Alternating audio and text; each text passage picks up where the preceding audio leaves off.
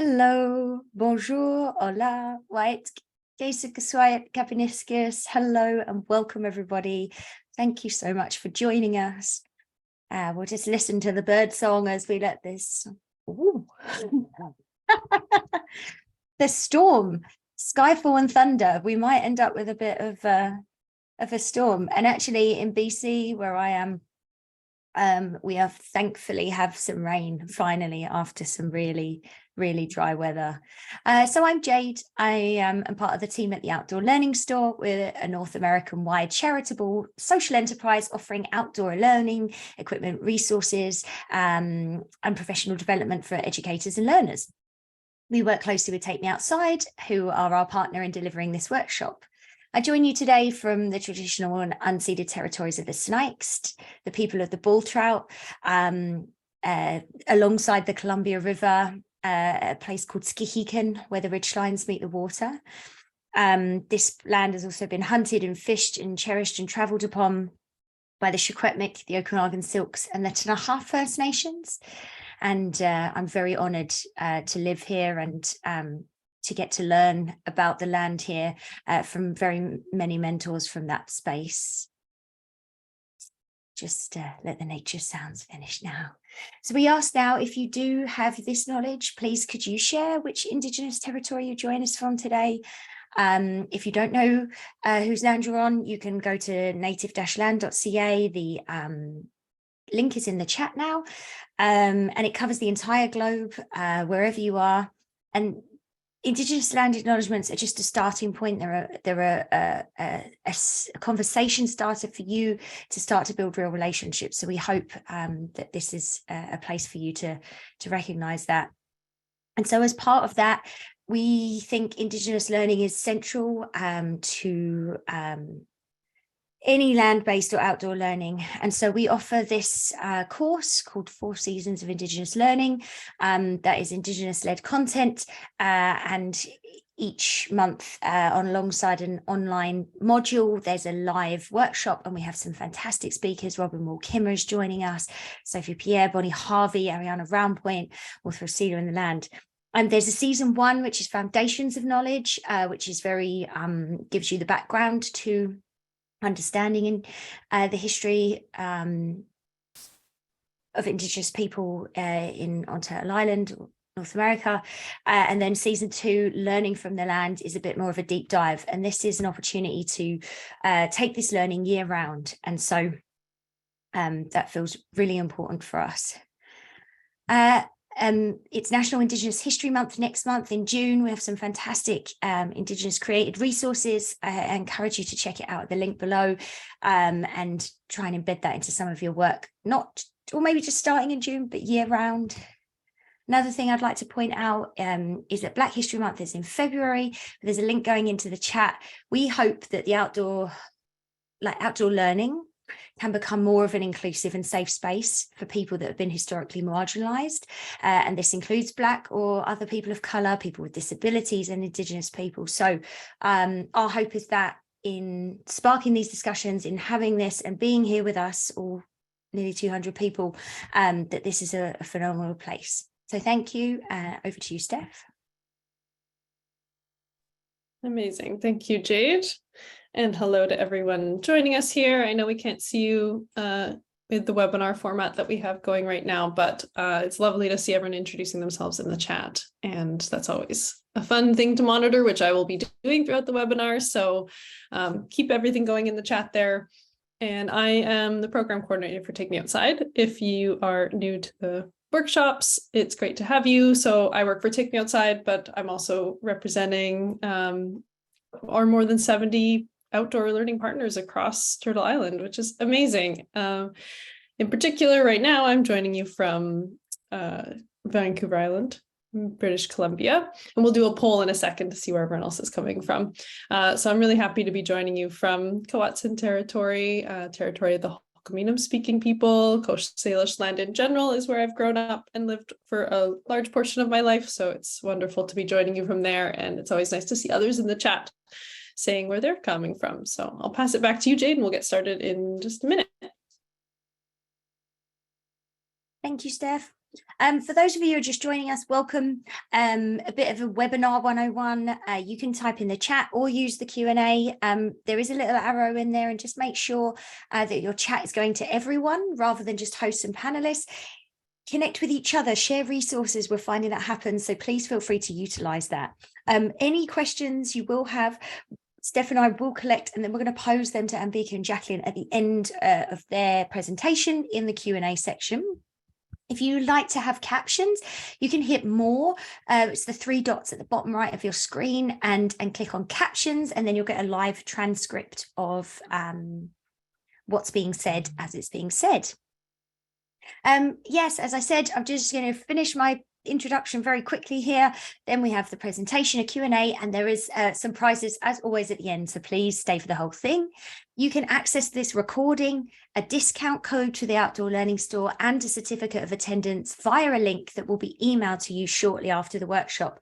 Please check your spam folder, it could be going in there, and if you don't see anything by lunchtime tomorrow, send us an email and we will connect in with you.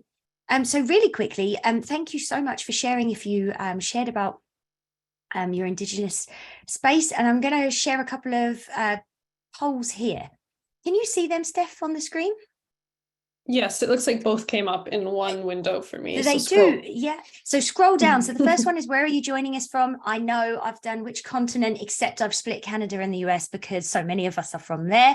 Sometimes we get people from elsewhere. Never had anyone from Antarctica yet.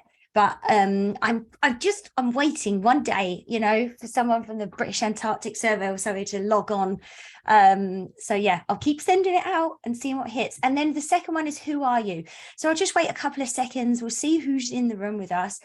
I had the absolute pleasure of meeting Jacqueline in person at the National Outdoor Learning Conference a couple of weeks ago. And Jacqueline was saying, you know, you normally work with sort of high-level academics and things, and then to connect in with teachers, and this is a really great bunch, and we have such a varied lot, and I'm so pleased that each and every one of you are here. So I'm going to end the poll in 5, 4, 3, 2, 1. Okay, I'm going to share the results with you. So nearly close, just a few more from Canada than the US. Nobody else is joining us tonight.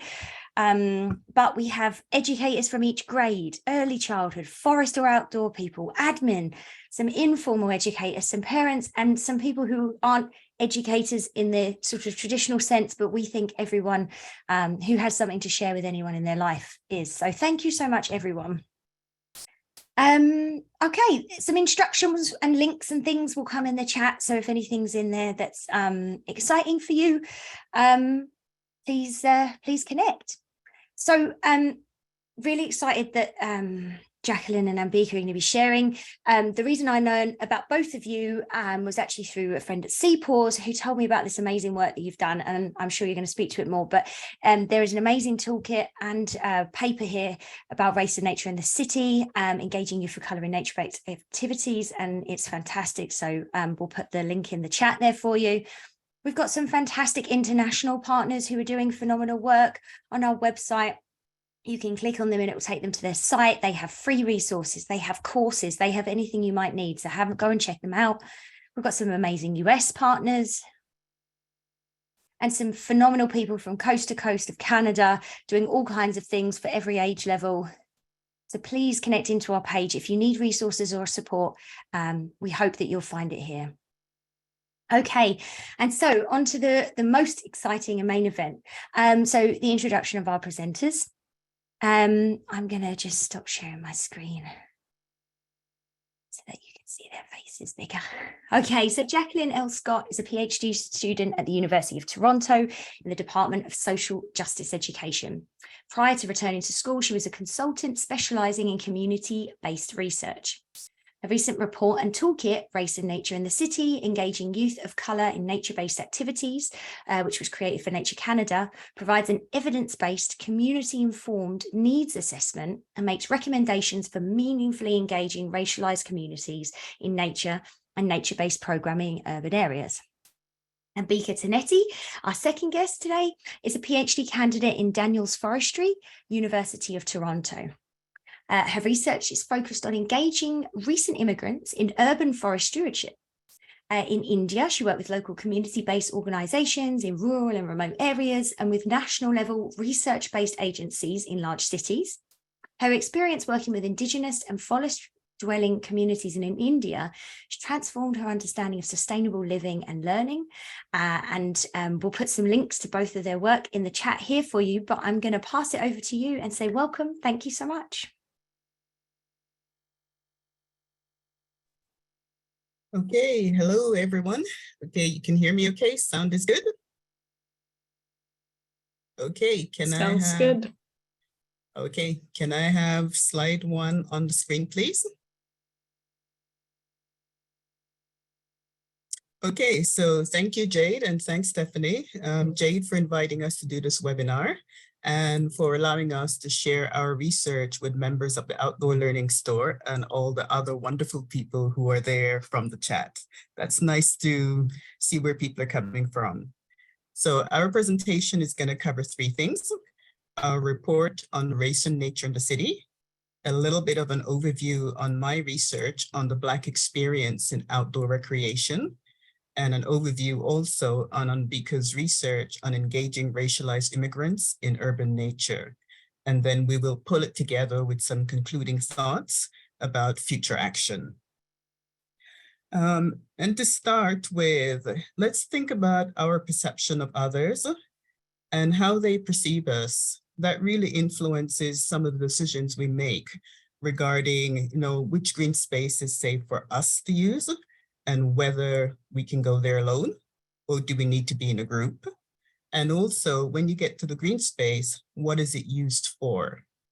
In other words, these are all conversations around race and nature, and they are connected. And we will explore that because that is the theme of the webinar. Slide 2, please. So we are in Toronto. And I want to acknowledge that we are on the lands of many nations. And in Toronto, there are reminders that we share the land and the continuous Indigenous presence that's all around us. It shows up in terms of the murals, in terms of the statues, in terms of the street names, and also in terms of the heritage plaques. Okay, slide number 3, please. Okay, so let me give you a little bit of a context about our race and nature report. And we want to highlight that there are some progressive organizations such as Nature Canada and Park People who are actually doing work to diversify nature. And our race and nature report was commissioned by Nature Canada. And in the report, we interviewed focus groups with a series of youth from different communities. And what we wanted to get was what was their experience of nature in the city, nearby nature. The report is free, it's online. And as a result of that report, another project that Nature Canada took part in was the Work to Grow program, where it actually employed youth of color, subsidized wages for them so that they could explore potential careers in nature. Okay, next slide, please.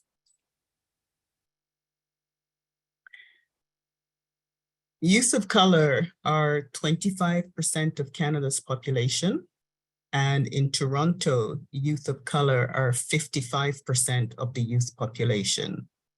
In other words, in Toronto, they are the majority and they are the future of the country. If the youth visiting nature spaces do not look like what you see on a typical Toronto subway, then that means there's a really good indicator that race is there and that there are barriers that they're facing.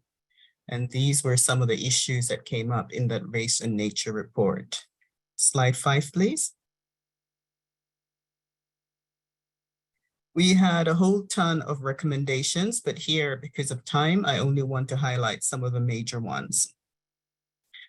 The first one is a need for urban ecology programs. Most youth, like most of us, live in cities, and it's in the cities where youth first experience nature. Urban ecology programs integrate humans and nature in the city. Typically in the environmental field, we see humans and nature separate, but for youth of color, the only nature that many of them have access to is a nature that's in the city. So hence the need for an urban ecology programs. For the youth of color, the need for information on environmental careers. They are interested in green jobs. They have a whole ton of knowledge about the environmental crisis and all the other issues that we're facing. But from our research, they did not think of having careers in the environmental field, mainly because they don't see people who look like themselves in those jobs. So they're interested, but they need information. And that information must be from people of color, because then they're more likely to believe that that field is open to them. Youth of color are also interested in walks in nature, but those walks should be led by people from their own community and also fit the gender norms in the community. And in order to get people from the community to lead the walks, organizations actually have to reach out and get to know those communities and build relationships with those communities. Another key finding for Indigenous urban ecology, for many youth of color, urban nature can be a way to connect them to understanding Indigenous history in Canada and the continuing Indigenous presence, as well as Indigenous worldviews. And so it's an opportunity, if we have Indigenous-led urban ecology, to actually bring the two communities together so that they can begin to get to know each other. I have to emphasize here that any kind of work with Indigenous communities must, of course, respect the work that has been done and must bring in resources to those communities. And then the final thing in terms of opportunities, the research actually highlighted the need to shift from seeing nature as a white space to nature as something that is open for all. Youth of color, especially Black youth, have real legitimate concerns about safety in nature and about encountering race-based violence in nature. Those concerns are real. For many nature organizations, having people of color on staff is one way of reassuring the youth that when they show up in those nature spaces, they're going to feel welcomed and they're going to see people who look like them. So that's a very rough overview of some of the highlights from the Race and Nature report. Jade and Stephanie had dropped it in the chat so you can follow up more, or in the Q&A, you can ask a little bit more specific questions around that.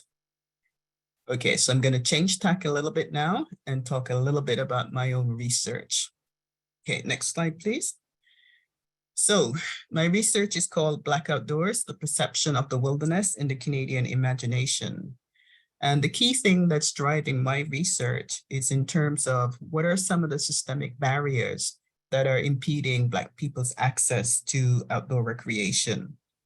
And the research, it's actually driven by my own experience that I hike, camp, canoe, ski, you name it, as long as it's outdoors, that's my happy space. But for decades, most of the time when I show up in my various outdoor clubs, I'm usually the only Black person in the group. Often I'm the only person of color in the group. And so I wanted to find out why. Was it that, I was marching to my own drummer, there goes Jacqueline off on her camp trip, there goes Jacqueline canoeing? Or was there something that was happening in the space where for most Black people, outdoor recreation did not feel very comfortable? And the research is relevant because of what happened to Christian Cooper in Central Park in New York. And just very briefly, Black guy, bird watching in the park, encounter with a white woman. She threatened to call the police. If things had gone the other way, Christian Cooper might have been another stat, another George Floyd. And so his experience there counters the idea that anybody can go into nature and that nature is free. For him, it certainly was not. The research is also relevant because one of the outcomes of COVID has been the massive increase in people of color using the ravines in Toronto. And they're not going away. And so I'm beginning to hear comments around capacity, that the ravines were not designed for this, the conservation areas were not designed for this, that the hiking trails were not designed for those numbers. And so in my head, I'm hearing legitimate concerns around capacity. But I also, when I switch on my social justice lens, I also wonder if the comments around capacity are another way of talking about race, but without actually mentioning race. And so my research is relevant because outdoor recreation is a key pathway for people to participate in the broader environmental field. And my research is at the crossroads where race, place, and nature intersect in the great Canadian outdoors. Next slide, please. Again, in the Q&A, you can ask me more questions around the research if you're interested.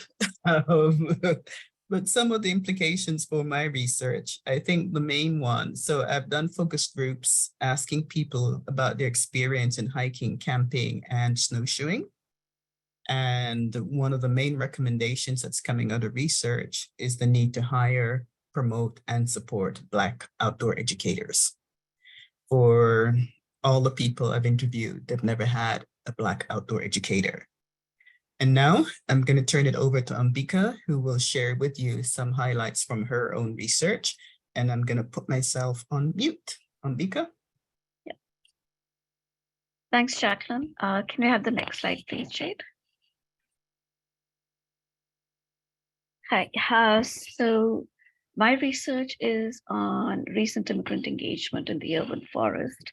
When I arrived here in Canada, I did not know the term urban forest. So it was for me to find out what does an urban forest mean to recent immigrants who are arriving, whether anybody is talking to them or acknowledging that there is something called an urban forest and that you need to be engaged in it, because this is something that I found back home in India, it was not happening. I came from doing a study on village forest communities, but in urban areas, I found this was missing, but things are thankfully changing now. So that is where my research started.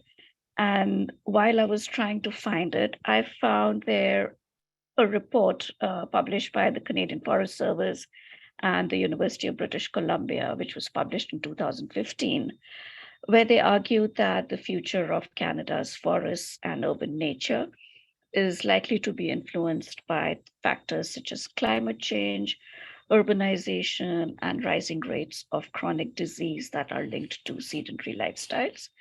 And additionally, the report argued that because of increased immigration, there is a shifting of the cultural and social demographics of the country, because more and more people are coming from non-European nations. And because of that, there is also a changing demand for community engagement. So how are we engaging people in nature? Which brings me to the next slide, which is about Canada's diverse demographics. As we can see, Canada is, the future is very colorful. Every fourth Canadian today is now an immigrant. It has gone from being every fifth to every fourth now. And 1/3 of all children under 15 years of age have at least one parent who is an immigrant. And it is like projected that by 2036, between 39 to 49% of all children would be immigrant or children of color. Can we have the next slide?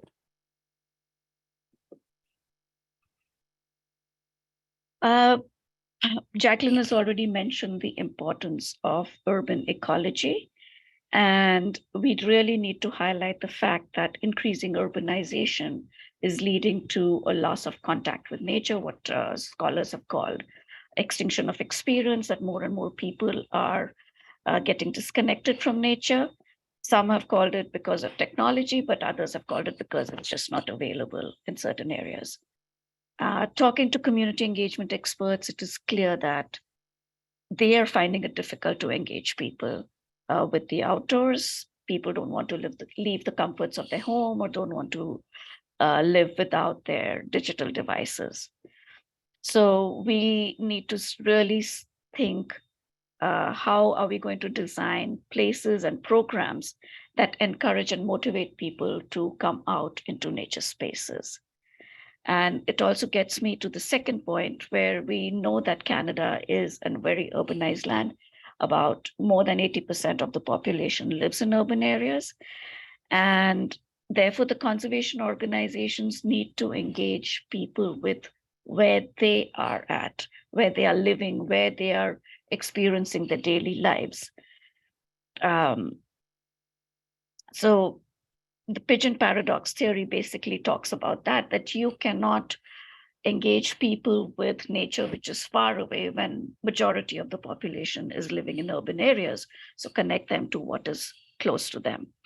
And it is from like nature far away is a distant dream, especially for many immigrants who are arriving into the country.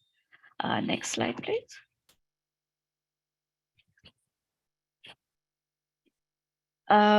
So there is a huge diversity of organizations that are engaging people with nature, not necessarily all related to education, but it leads people outdoors in various ways where the appreciation for nature starts building up. So there is something for everyone, but even if that's something for everyone, we need to remember that if one does not have the knowledge or the awareness that this is available, they will not be able to access those resources. The environment and nature organizations also need to broaden their idea of what is nature and what is environmentalism. And they need to include diverse cultural worldviews in their work to attract diverse communities, because not everyone may connect to the ways that you are talking about nature and engaging with it. So we need to find different ways and motivate people in different ways. Recognition, representation, and voice are very important. As Jacqueline pointed out, if people don't see themselves in these spaces, they will not come.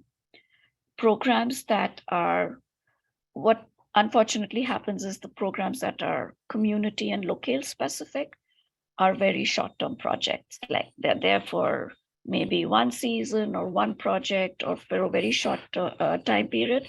They lack continuity and therefore they're not able to hold the people or bond the people together. It does not help in relationship building. We need to remember that change is here to stay and organizations need to change with it. So we need to start thinking about different ways to engage people and where we are engaging people. Move to slide 12, please. This is a very important slide for both of us, especially when we were doing the race and nature study. We realized that there is this racial hierarchy. It is real, it exists, and it impacts people's lives. So people like me, brown or mixed race, we are like sandwiched between the whites and the indigenous and the Black people. And sometimes we may not see the world through the lens of the Black and indigenous. And sometimes we don't see the worldview of the people who are white.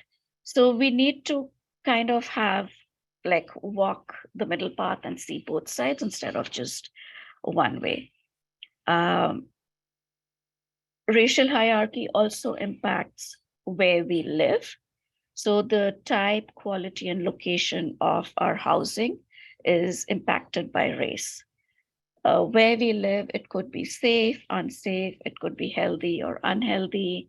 It could be, as many people have said, that people racially or marginalized communities are living in ecologically deprived areas, whereas the rich people tend to live in areas which has great biodiversity.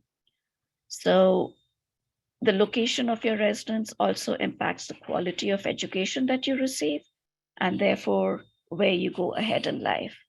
It impacts your social networks. Often people get stuck in a certain social structure, and this has consequences on the professional outcomes. They may be limited by their social networks. And also even the idea of this is a career that I could follow would become difficult for them if they're surrounded by people who are involved in only a few specific careers. And lastly, housing also impacts our leisure and recreation patterns on basically what is available to us, what is accessible, and what is affordable for us. So we need to think about the housing, and I would suggest that we need to take our programs to different places around our cities and not just in places that are biodiversity rich. Can we go to the next slide, please? So unlike Jacqueline, I have a lot of questions that I'm going to put forward for you here. When we are planning programs or when we are planning our events, we need to think about accessibility. How accessible is your site? And how accessible are your programs? We need to think about that. Is there any public transit available to the different parts of the, like from different parts of the city to where you're having your program? How much does a round trip cost?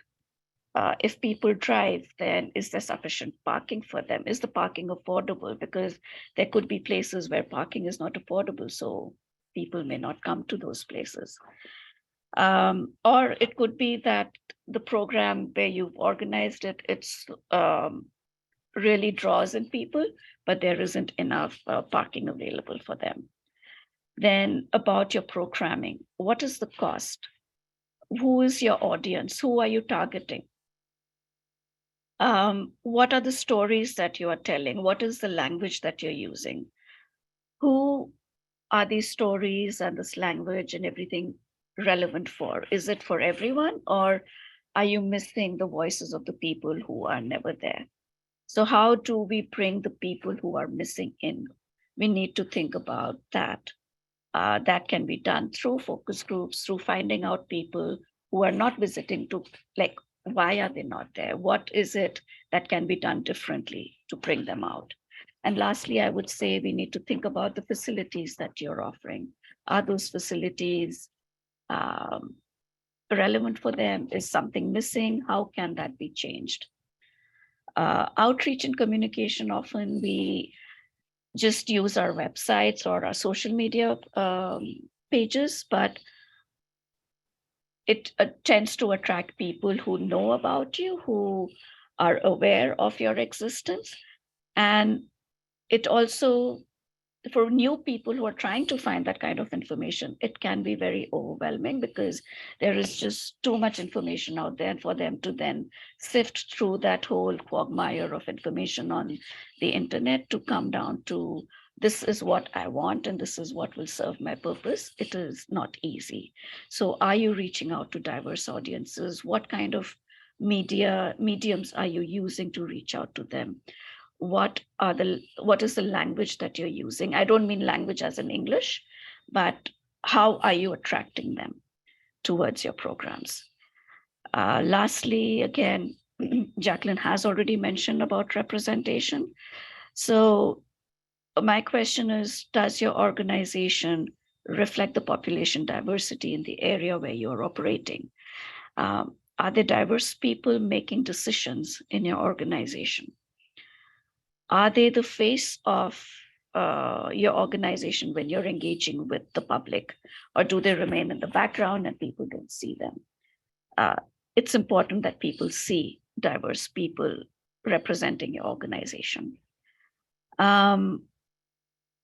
And when we're thinking about equity, diversity, and inclusion in nature spaces, we really need to think about changing our community engagement practices. We really need to move with the social demographics that is coming into our areas. Next slide, please. So this is a big question. What is the nature that you are representing? Nature appreciation can be related to wild spaces, to gardens and parks, and to food growing. And often I've noticed that community gardens are connected to social issues, whereas outdoor education is related to conservation and environmental issues. And they tend to be kept separate. But we need to remember that without social justice, there is no environmental justice. And food growing is as much part of nature as is parks and wild spaces. Can we move to the next slide? These are some of the books that you can put on your reading list. I'm sure some of you have read one or two out here, but there are others. And now I will pass on to Jacqueline for concluding thoughts and mute myself. Thank you. Thanks, Ambika. Next slide, please.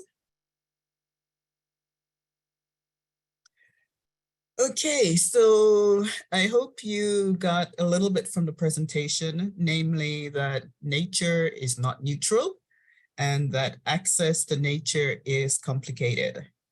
And it's complicated because racial hierarchies in our society are also reflected in terms of who has access to nature. The racial hierarchies are reflected in terms of what we think of nature is, i.e. how we define nature, and also the value that we place on nature. So basically how we view nature, what we can do there, where we go there, all of that reflects the racial hierarchies that are embedded in our society. Nature is not a neutral space. Yeah, the trees are real, the flowers are real, the bears are real, all of those things are real, but how we relate to them is socially constructed. And social construction means that you're talking about power dynamics in a society and how those power dynamics shapes who has access to nature and who doesn't have. Next slide, please. So the Nature Canada report and a whole bunch of other stuff that Ambika and I have done were featured in all three national newspapers in Canada. And what's really interesting is the comments on the newspaper website. And those comments really show the gap between what the research is saying is the lived experience of Black and other people of color in nature, and the white version of what it means to be in nature. There are many of the comments are insisting that race has nothing to do with who has access to nature, who has access to the ravines, who has access to the gardens. So that disconnect is really interesting. And maybe one day we will actually write an academic paper on that, but that's a whole other issue. Next slide, please. So contact information for Ambika and I would like to thank Jade for really inviting us here and for giving this opportunity to share our research. We are motivated to continue to have these sometimes messy conversations on race and nature, because the research is important, because it's a pathway into conservation, but more importantly, there is no planet B. It's going to take all of us to be at that table to come up with ideas, to come up with solutions, and all of us need to be there. And that's what motivates us to continue. Effectively, that's the end of the presentation. Come up with some questions. And I can see all the claps and the hearts. So thank you, thank you, thank you. Thank you. I wish people could unmute, because I think there would be a raucous applause. Thank you so much. There's some really great questions that have come in, and lots of people sharing in the chat that this is enlightening, that this is really helpful. And so very, very grateful for you to create this space for people to connect. So Sarah started, a lot of these relate to language and the words we use. And I think that this is quite an interesting concept around this. But Sarah said, are we not all immigrants to Canada? No one really owned this beautiful country. Sarah's wondering if we need to rephrase the vocabulary of immigrant. But my add-on to that was, is immigrant a bad word? Like, is that how you feel about it, Sarah? Like, I'm an immigrant. So I feel like there's some weight behind some of these words that people find uncomfortable. That's not really a question, sorry. So Ambika, you want to go ahead? Yep. It's been interesting because when I'm talking to people in Canada or in white countries, anybody coming from the global south is an immigrant. But when white people go to our countries, they are expats. So definitely words do have, I think there is an issue with that word. I don't know how many of us truly like, I think even Indigenous people don't like to be called Canadian because that's not what they were. So I don't want to get there, but language as to who is Canadian, it is still a messy process that Canada is trying to deal with. But yeah, my research was on recent immigrants, that was people who were arriving recently. I use that term. Yeah, and from a social justice lens, yeah, my research is constantly looking at race. And so as Ambika says, when it comes to people of color, they're immigrants, but when it comes to white people, somehow they're not immigrants. So the use of language is really important. And so, yes, we need to use the word immigrants to distinguish which groups we're speaking of, and also recognize that depending on the context, who qualifies as an immigrant and who doesn't. Thank you so much. Really interesting.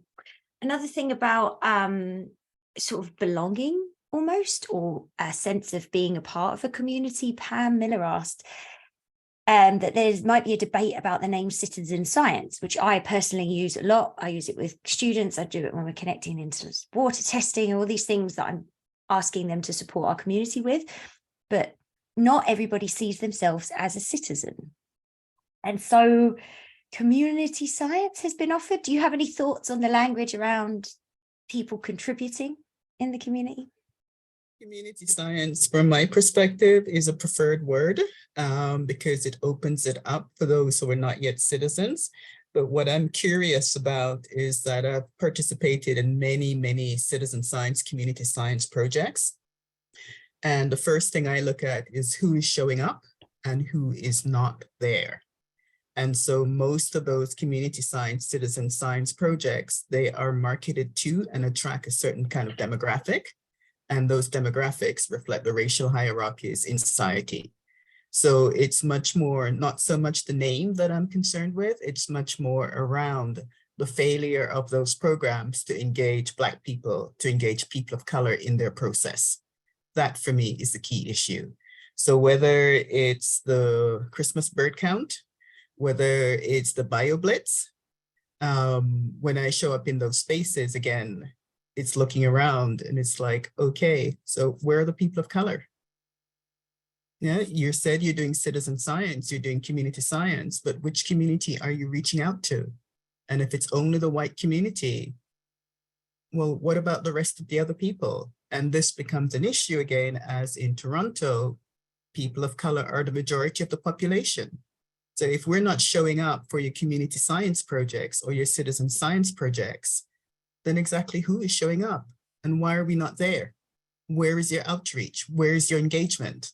Those are the issues that I'm more concerned with as opposed to the name change. And I would just like to add the word science also.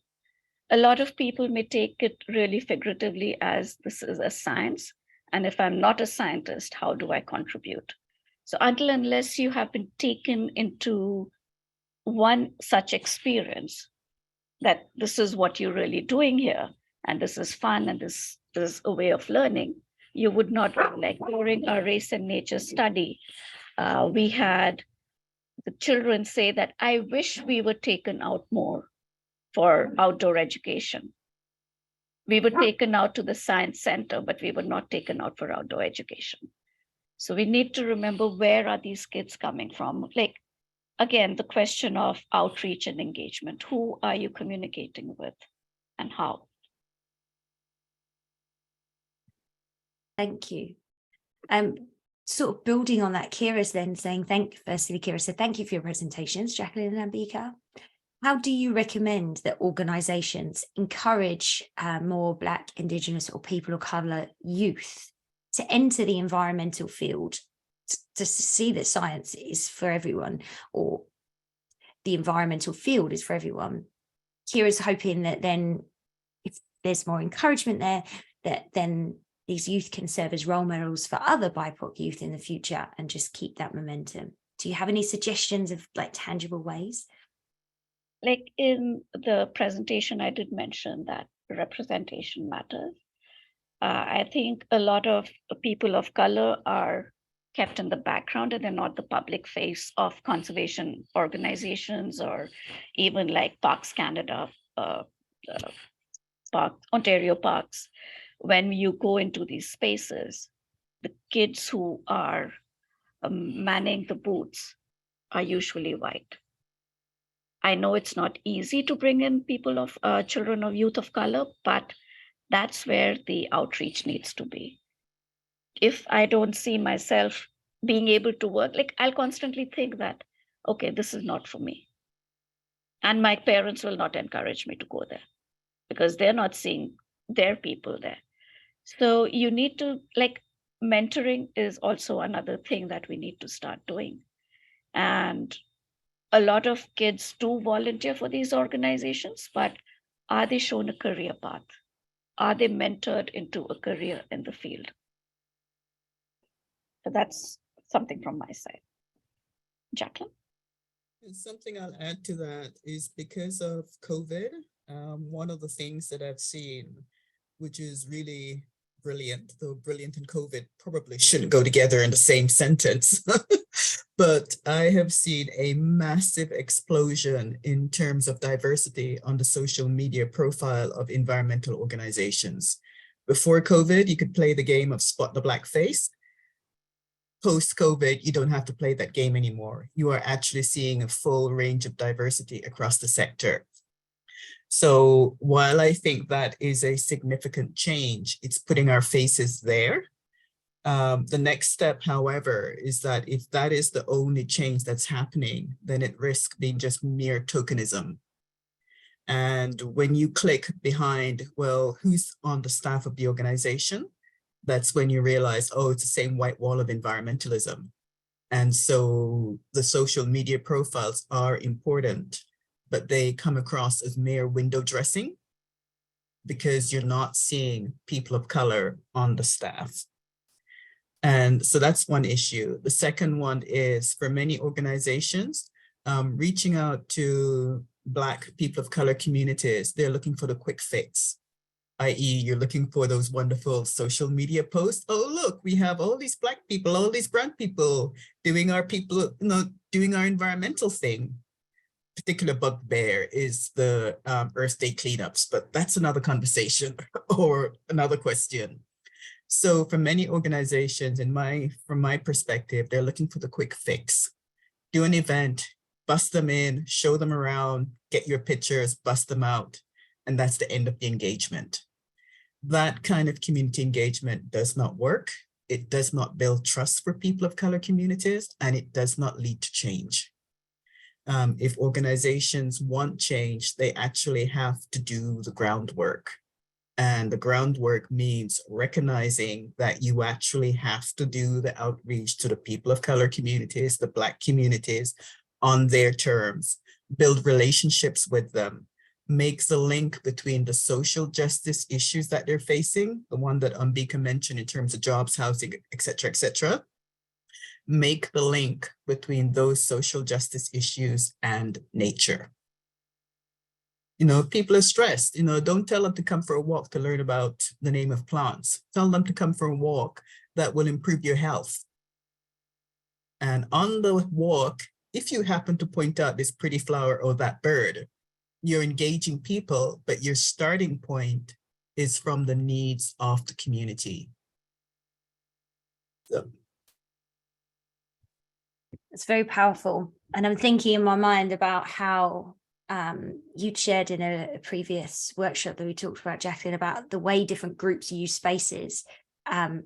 that sometimes like Asian families come in larger groups and they want to eat together. And if you have like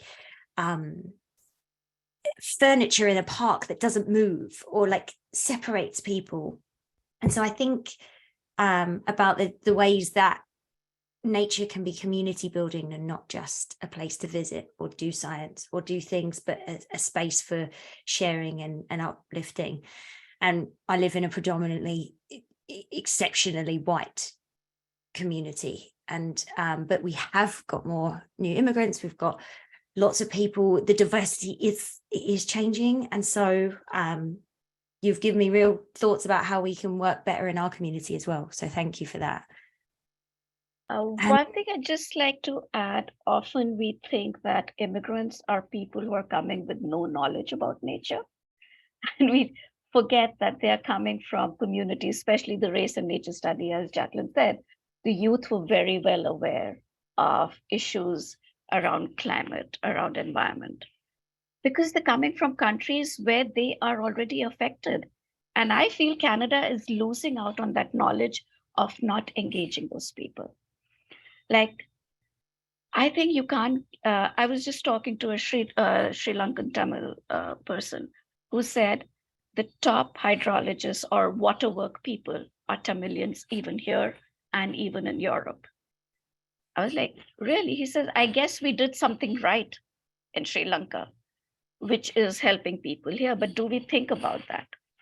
Do we think that people from Bangladesh would be knowing about how to tackle floods, how to tackle heat? Like, you have a great resource here, but you're not using it because your idea of conservation or your idea of environmentalism is related more to conservation. Whereas in the global South, their idea of environmentalism is related to their daily lives, of where they are, where they're living, right? So we need to think about what message are we giving out to people and who we are bringing in for a conversation. Are we only preaching or are we also learning? We need to give space for that as well. Very powerful, thank you. Okay, Stephanie's saying this is very interesting. Stephanie teaches online, and my students are from around the province of BC. I'm trying to include more place-based assignments in my courses, but as the courses are online and asynchronous, so they just do it when they can, they're left to do the activities on their own. Can you offer any suggestions for me as to how to make my Black students and my other students of colour feel more comfortable and safe in urban nature settings on their own or with a friend? Part of the Nature Canada report was about the importance of nearby nature. So much of the outdoor education program seems to consist of, let me take you outside of your familiar environment to somewhere far away to look at nature. There needs to be a shift in terms of recognizing that, yes, you live in the city or wherever you live, and if the only nature you have access to or that you feel comfortable in is your local park, then that is where you do your outdoor education. If the only trees that you feel comfortable being around are the trees that are planted on the street, the city trees, that's where you do your nature. If your nature, the place you feel comfortable in is your schoolyard, this is where you do your nature, because in all of those environments, nature is there. So it becomes an opportunity to discuss what's there and, just as important, what's missing. Good example, if you want your students to learn about birding, you live in the suburbs, you have a backyard, you can probably see 15 different kinds of birds without too much effort. You live in an apartment in the city, the bird you're more likely to see are the shitty pigeons. You can have a conversation around, why do we think pigeons as pests? Where do pigeons come from? And if pigeons are your only engagement with birding, why on earth would you want to spend hours looking at birds? And so the key message is that no matter where the students are at, focus on where they feel comfortable and develop the lens to look at, well, this is their nature. This is what they see in every day. And in your lesson, ask the questions, what do you see? and what don't you see? And that's your jumping off points. And I would say, again, going back to the language, when we say backyard nature, we need to remember, again, people have an idea of what a backyard is. I have a house, I have a backyard. So again, we need to start thinking about nearby nature or whatever nature is around you, rather than talking to kids about, oh, if you have a backyard, go and do this, backyard bird count. No. Explain to them what backyard means, because English is a second language for many people. And they take things figuratively, literally, I mean, so it can be a problem for them and their parents. Thank you for that distinction between backyard nature and nearby nature, and what that can mean for people.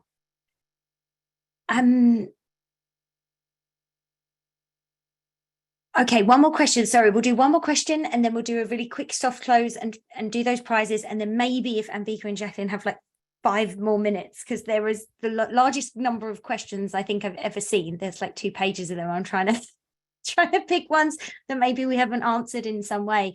Kai Pang asks, this is for Ambika, can you explain more about your comment that there would be no environmental justice without racial justice? Thank you. I think I said social justice there. And Jacqueline has kind of touched upon that, because as if you're not going to look into the issues that people are facing in their daily lives, you cannot expect them to think about conservation. Right? So the matter of food, that is a very helpful point. If you start with growing food or balcony gardening, you can expand and go to other aspects of nature. Food is connected to their reality. Everybody wants fresh food and they're not able to get it. That could be your step 1 for engaging communities that are living in apartments to connect with nature, or even the nature that is in their homes. If I am constantly worried about something, like I have stress about not having a job, about having a big family to feed, what a lot of new immigrants face when they come here, health, like going out into nature is going to help you in your gaining your health back or feeling good about something. So those are the things that you need to connect social justice issues with environmental justice issues, and one without the other is not enough. Thank you. So well explained. I'm going to do one more just before we go, in case people have to go around the hour. And I think this is an important question. And as a white person reading this question, I think it's valid. Nancy asks, how do you approach well-meaning colleagues with a white savior complex? I find some of the ways they interact with students or speak on their experience with diverse groups a bit off-putting. I don't know the specifics of that. Thanks for answering. And we're allowed to bring a bit of lightness in here, right? We can, it's cool. It's heavy stuff, but we can laugh. So it's heavy stuff, but it is actually getting comfortable talking about race. For many Canadians, we don't want to do that. And so the colorblind approach, i.e. I don't see race, yeah, like hell. So how come when I show up in the room, the first thing people notice about me, sometimes the only thing they notice about me is my race. But it's also about educating yourself to what does racism look like in your context? And be comfortable around that. It can be a messy conversation, but because it's messy or uncomfortable is not an excuse to ignore race. And it's looking at what does power and privilege looks like. And it's being comfortable as a white person to say, yeah, this is what it looks like. This is my reality. This is how it shapes my position, shapes who I am, what I have access to. But I find that for many white people, if you can't name your own whiteness as a race, other people are racialized, white people are not, then you've got a problem. And it's also, I think, something Ambika had said about recognizing that expertise comes in many different shapes or form. Because racialized immigrants are coming from other countries, they have an enormous amount of experience living with the climate crisis, living with the natural disasters. They have skills, they have knowledge that they can share. But for them to do that, you actually have to recognize that you're not the expert, that there are other kinds of expertise in the room. So it's not that was a big question. That's kind of a big global answer I've given you. But the first step is actually, I think in many ways, it's recognizing that there's race in the room, and race is about difference. And how do we talk about difference? But if we can't talk about race, then we're really stuck.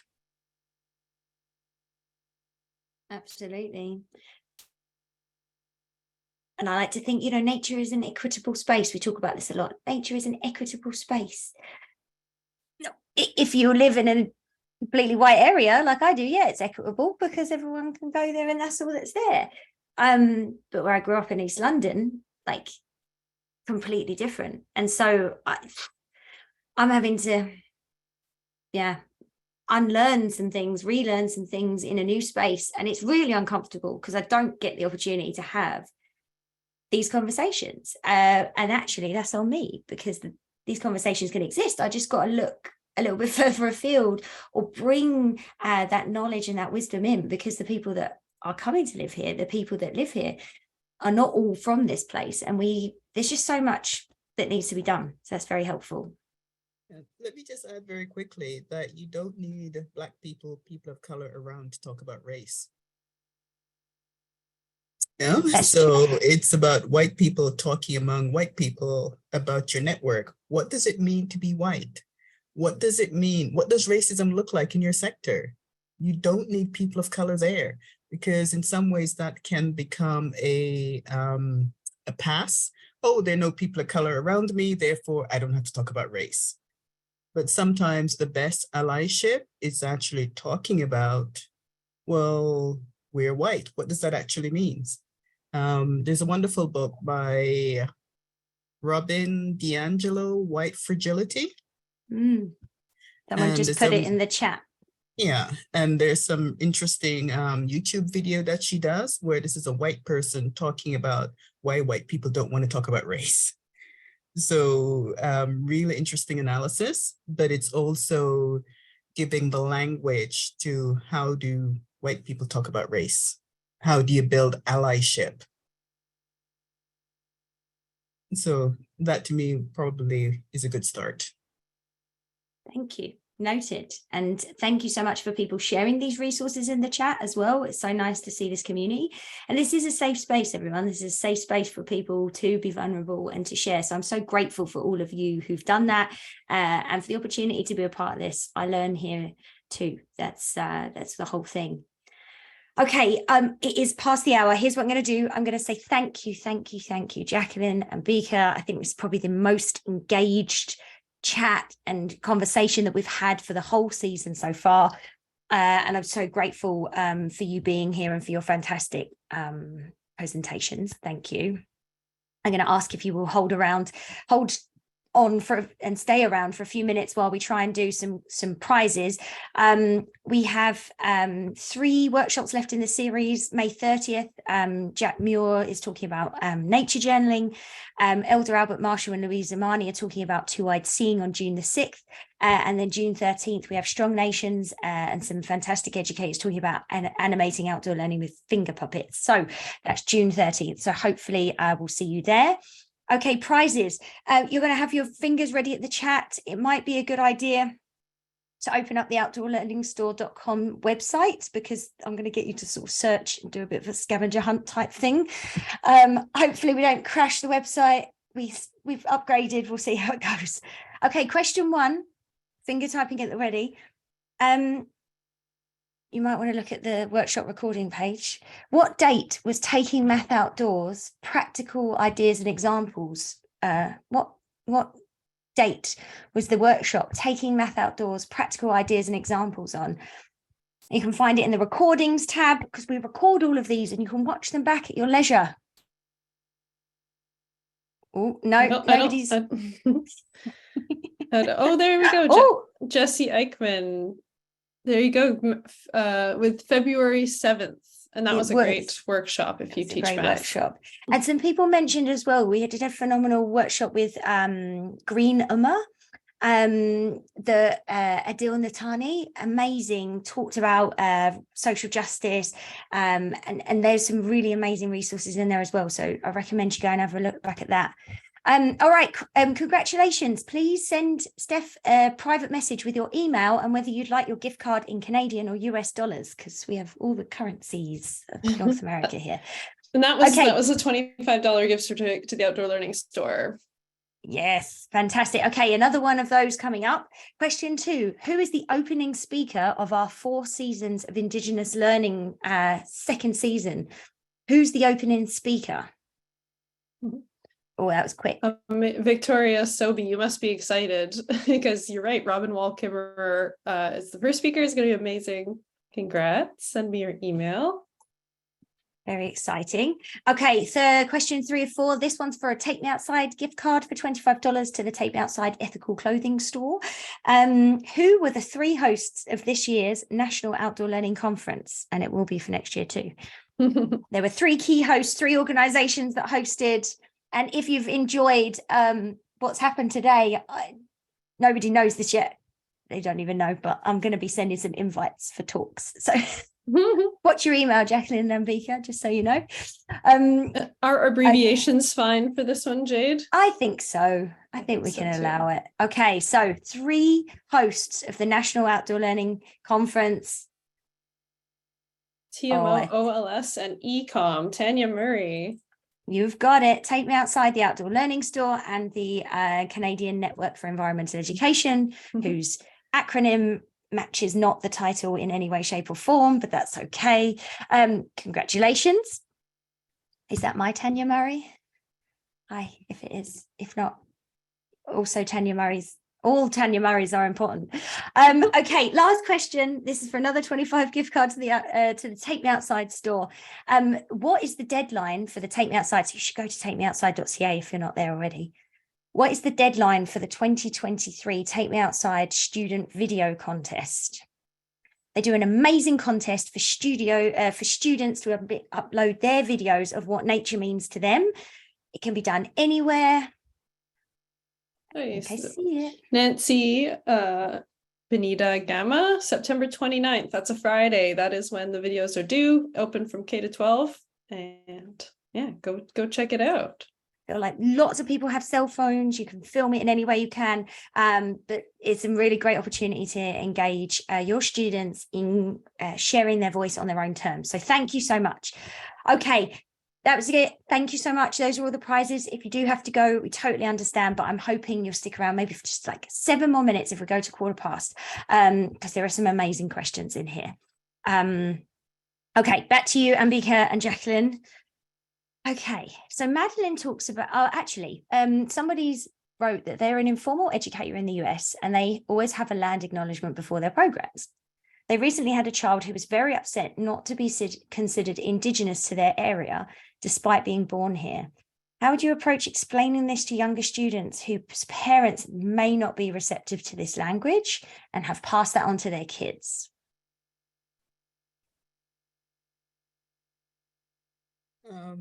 The child is Indigenous, but not Indigenous to here, to Canada. I think not Indigenous in the terms that we would refer to an Indigenous person in North America, but perhaps they might have language coming down from the family that says you are Indigenous because you were born here. So perhaps. Okay, so off the top of my head, number 1 would be the need for education in terms of what is the purpose of the land acknowledgement, and also to define in the Canadian or North American context, when we say Indigenous, this is what we mean here. And so the explanation is there. If an Indigenous has a very specific meaning here, somebody can be born here, many generations here, but if you're not Indigenous, you're not Indigenous. Yeah, so we're not using Indigenous indigenous is, yeah, it's a political category. And from past experience, some white people struggle with that, because from my world, we would often refer to white people as settlers. So that's where you talk about settler colonialism, that the colonials didn't go away, they settled here. And so what does that mean? And you can have many people who are several generations of Canadians, but you're still settlers. And so it's an awareness that this is Indigenous land, that we're sharing space on Indigenous land, but how you came here has political ramifications. And for me as a Black person, Black people are not settlers because we did not come here on our own. Slavery is as Canadian as maple syrup. It's something that we don't like to talk about. You know, Underground Railroad, yahoo, well done, the long trek to Canada. 200 years of slavery in Canada, it's like, oops, yeah. And so Indigenous, settler, Black, they have very distinct meanings. So in this particular case, it's really being clear around which communities are you speaking about, and then doing the education in terms of Indigenous here means very specifically this. That would be my take on it off the top of my head. Excellent, in my humble opinion. Ambika, do you have anything you want to add? I keep thinking back to a conversation I had with a tribal person in India. They are the indigenous of India. And they called me a word which means an outsider. And that really had me thinking about Indians having lived in India for apparently 5,000 years, but we are outsiders. We are settlers to that land. And we also have a very difficult time acknowledging that we settled in a space that is not ours. So it is a difficult conversation, especially if the parents are not willing to accept that idea or that language. I can understand teachers having that problem, but it is a conversation that needs to be had and something that needs to be explained. It's difficult if the child is too small to understand, except that they've been told by the parents that this is not the language you should be using, or tell your teachers not to use that language, or whatever they are doing at home. But it's a conversation that needs to be had with parents. It's difficult. Thank you. Natasha teaches kindergarten to grade 3 and is interested in how they can help begin to change the racial hierarchy that you explained. And I should also note, someone said that they wish it didn't say the Blacks, the Browns in that hierarchy. It's like, so I don't know. Firstly, maybe you could address that. And then secondly, how do we bust apart the hierarchy, especially when the kiddies are little? Small questions, just really easy questions. Yeah. Before I came to Canada, I didn't know I was brown. I was a race. I was just an Indian. It's only when you come to this country, and also I would acknowledge where that racial hierarchy comes. I used to think that race issues are issues between the Blacks and the whites. And I'm sorry, but yes, the Blacks is a term. And because of the political correctness, Jacqueline would be like, I don't know, Jacqueline, if I'm right or wrong, but it's a term that is there.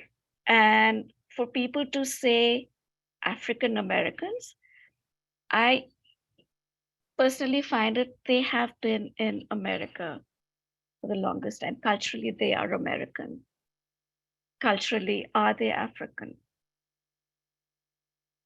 It's again that, Jacqueline. Yeah, I would say that terminology matters. And so it's what communities choose to call themselves. That one is just a slide we use from elsewhere. So if we're doing our own slide, we will use maybe a different language. But the idea behind the slide is to show that in the Americas, there's a racial hierarchy. And no matter which country you're in the Americas, from Canada all the way down to Argentina, the racial hierarchy plays out the same way, as in white people on top. In the middle are your brown. In the US, the browns are more likely to be Latino. In Canada, they're more likely to be Asian, whether South Asian or East Asian. But at the very bottom are the Black and Indigenous. And that hierarchy is a result of the history here, of the settler colonialism, and of the triple cornerstones of history in the Americas, which is white supremacy, Indigenous genocide, and Black enslavement. Those are your three building blocks of every country in the Americas. How those plays out is country specific, but that hierarchy is referring to that, and that people may say, well, that's so long ago, except that those legacies are what shape Black and Indigenous lives today. There's a reason why Black and Indigenous are at the very bottom. And so that hierarchy is a way of conceptualizing how power works in society, how that power is racialized, and how that racialized power affects who has access to nature. How do you define nature? What can you do in nature? So, okay, let me stop there. But the hierarchy is important. You can quibble about the labels, point taken, but the whole idea behind this, though, was looking at how race is structured in our society and how race shapes who has access to nature. And that when Ambika and I show up in nature, we should not be seen as a surprise. We should not be asked, are you lost?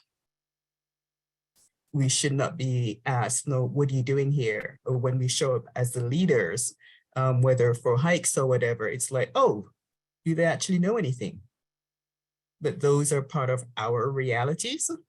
And that racial hierarchy is a visual way of looking at how power plays out in society. It's not up there, it's part of our everyday world. But when you call something what it is, it makes for interesting conversations, but for some people, uncomfortable conversations, because you're calling out power. And in my mind, just having worked with kindergartners and things, is this like just sharing books that have diverse representation of different people in nature, if that's the start, or talking about the different history in, you know, not intense in perhaps the intense detail that you will later, but introducing these concepts of like, we live in an area, we are mostly white, perhaps, say it's me. There are other people that are important, and everybody, you know, is that as a person learning, is that what that could look like? Okay, we should do one more. Okay, Catherine, I'm going to choose yours. Is there a push in places like Toronto or other urban centres to, I guess you're in Toronto, so maybe you have knowledge, to create green and nature-based school grounds? Do you think that would be a valuable place to begin integrating play, nature, science, and possible career paths on school grounds?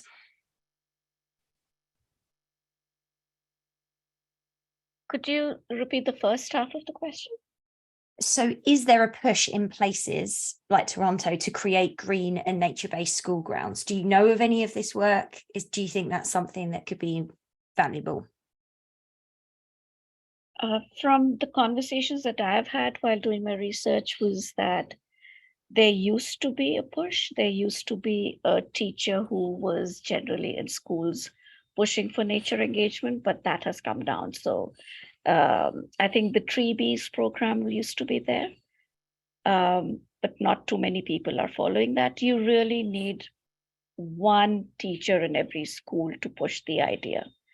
Otherwise, everybody is just wanting to finish the curriculum and get on with the next thing. So that's become a problem. And also the idea, there could be a pushback from the immigrant communities themselves, where they want more academic learning. And they don't see the value of outdoor education, again, because they're not seeing themselves or the children getting a job or a future in that. So that is something that needs to be advocated for at a larger, broader level. And PDSB or some of the schools can definitely start doing that. Jacqueline?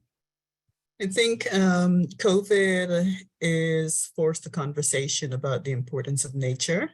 And for many racialized racialized children, the school ground is maybe the only nature that they have access to. And when I walk through my neighborhoods, the blacker and browner the area, the more concrete that I see in the playgrounds. I go up the street 10 minutes, I'm in a rich neighborhood, which is mostly white. I look at the school grounds there and I see the planter beds with plants in them, not weeds. I see the flowers and it's like, okay, so in the black and brown area, why are those planter beds empty? i.e., what has the school done to outreach to the community, not only to plant the beds, but also to make sure that the beds are maintained throughout the summer holidays. You know, a kid planting a seed and watching a strawberry or tomato or a pea grows is really brilliant, but that's happening in the rich white areas. It's not happening in the black brown areas. And so for me, the issue around school grounds is that it's absolutely important, the greening of the school grounds, because for many racialized people, it's the only school, nature space that they have access to. So if it's happening in the white areas, why is it not happening in the black and brown areas? And that for me goes back to the issue around power and about whose playground is more valued and whose is not. And the richer and the whiter the area, the greener the playground, the blacker, the browner the area, the more concrete the playground. Decisions are being made about who gets what resources and who gets access to nature. You have one more. Sorry, because it builds on that. One more, I'm sorry, and then I'll let you go and eat your dinner. Sorry. Madeline is talking about it. She said so much of this is systemic, like the people who have time off to participate in the Christmas bird count, or those are people who have childcare or flexible schedules. And we can increase accessibility by helping with transportation, program costs, etc. But how do we increase accessibility to programs when the barriers are more systemic? I mean, I feel like everything you're sharing and in the toolkit and the resource, there's a lot of information in there. But just very quickly, I happen to like bird watching, so yeah. But again, it's around where is the outreach to the communities? Putting up a notice to say, come join the Christmas bird count. Well, we're not going to show up. We'll see that as a thing that white people do, because if the organizations have not done the groundwork in terms of building relationships, in terms of doing outreach, in terms of getting to know the community, in terms of making links to social justice, why should we show up? And so, yes, it's systemic, but you have to start from where you're at, and where you're at is actually getting to know what are the social justice issues that are being faced by your local community. You actually have to go talk to people. You actually have to get into their neighborhood and understand their issues. And only after you have done that, after you have gained their trust and their respect, that they can say, okay, Christmas bird count, BioBlitz, or moth count, or tree ID, whatever else you're doing, we will actually come because we're interested, because you have made the link between their needs as a community and nature. But for many organizations, you want the quick thing, as in, look, come, we have built it, they will come. You build it and we will ignore it. You haven't done the homework. very powerful, very helpful. Thanks.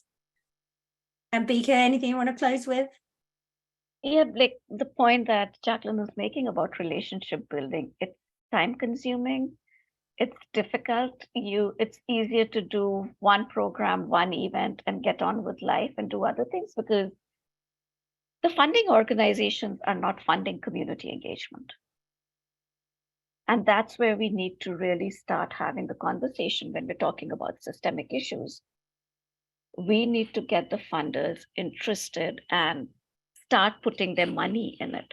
It's not enough to put it in a policy and say, oh, we need to do more community engagement in nature because these guys are not interested. But it's another to really put in the money and say, okay, you go and you do this work. Like projects are generally for a year, for one season, or maybe 3 years maximum. And then you have to change it. people who have the capacity to write the proposals. It is not in the racialized communities because they have so many issues that they're dealing with. They need to keep changing and keep trying out something new every time. But nature organizations tend to neglect them because they feel that, oh, one of the projects that we did was, oh, they have very low carbon footprint, so we don't need to go to them. And it could be the same as, oh, they're living in an ecologically deprived area, so where are we going to take them to engage them with nature? We need to think of exactly, build the relationships, talk to the community members and find out, because what I found from one of the projects was they started with a balcony garden, moved to a community garden. Then they asked for an urban orchard where they taught the youth how to look after fruit trees.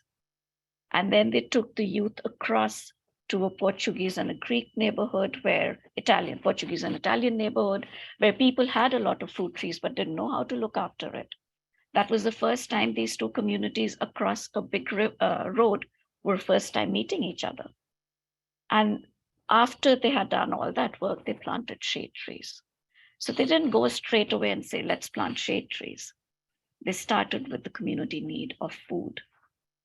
And then they talked to the community orchard, community garden, where they were sending the food to the nearby school. And from there, they went to the urban orchard because a lot of people had come, like that area is very Caribbean, predominantly Caribbean. They love their fruit trees. They wanted fruit trees there. So they were willing to care for those fruit trees. Shade trees, not so important for them because they're living in apartments. So we need to think what we are pitching to which community and why. Will it sell? Will it catch their attention? Accordingly, we need to plan and design our programs. And yes, funding really needs to go for community engagement, not for tree planting so much, because trees will not survive if the community is not engaged. Mm-hmm. So beautiful. Thank you for sharing. Place-based education for me has just got this now huge community hound. It's just like, you've got to connect in. Thank you so much. I don't know if you've been reading the chat, but just so much gratitude, thought-provoking, powerful, inspirational, all those lovely words. I'm going to let you go. Thank you so much for all the extra time that you gave. I'm really honoured that you shared this with us, and we'll see you again for more work if we can have you. You're very busy, both of you. But thank you so much. I say good night to everyone. Thank you, everyone, for all your support and for all your fantastic questions. And thanks, Ambika and Jacqueline. Thank you. Bye-bye.